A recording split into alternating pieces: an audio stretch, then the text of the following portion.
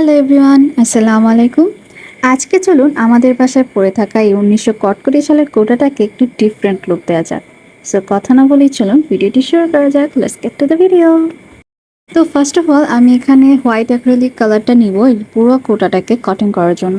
আর সেই সাথে আমাদের লাগবে ফোমের এই পাফটা, যেটা দিয়ে আমি আগেও অনেকগুলো কালার করেছি, তাই এটার রংটা কেমন হয়ে গিয়েছে। দেন এই ফোমে হোয়াইট কালার লাগিয়ে আমি পুরো কোটাটাকে হোয়াইট কালার করে নিব। তো শুরুতে আমি ড্যাব ড্যাব করে বসিয়ে নিচ্ছি, কারণ এতে কাজটা অনেক ফাস্ট হয় এবং কালারটাও ঠিকভাবে বসে। বাট আমার যে কৌটারে ভাই, এটাকে এক প্রলেপ দিলে কিছুই হবে না। তাই এখন ব্রাশ দিয়ে এটার উপর আরো 2বার হোয়াইট কালার করে নিব।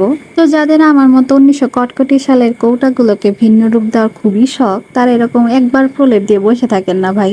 আপনাকে অবশ্যই এটার উপর আরো 2-3বার করে হোয়াইট কালার দিতে হবে। তো আমার হোয়াইট কালার দেওয়া শেষ হয়ে গেলে আমি এটার উপর মনের মাধুরী মিশিয়ে কিছু ডিজাইন করার চেষ্টা করছিলাম।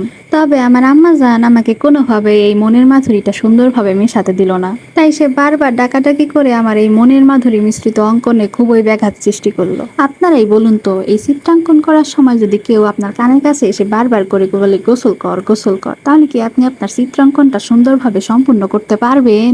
জীবনেও সম্ভব না। কি আর বলবো, দুঃখের কথা। আমার আম্মাজানের কাছে আমার এত এত প্রতিভার কোনো দামই নেই। তবে আম্মাজান না বুঝলে কি হবে, আপনারা তো জানেনই আমি আসলে কত শত শত প্রতিভার অধিকারী। তো আম্মাজানের এত এত ডাকাডাকি ঠেলায় আমি যে কি থেকে কি এঁকে ফেললাম নিজেও বুঝলাম না। ডিজাইনটা জানে কেমন হজবরল লাগতেছে আমার কাছে। আসলে আঁকতে চেয়েছিলাম কি আর হয়ে গেল কি।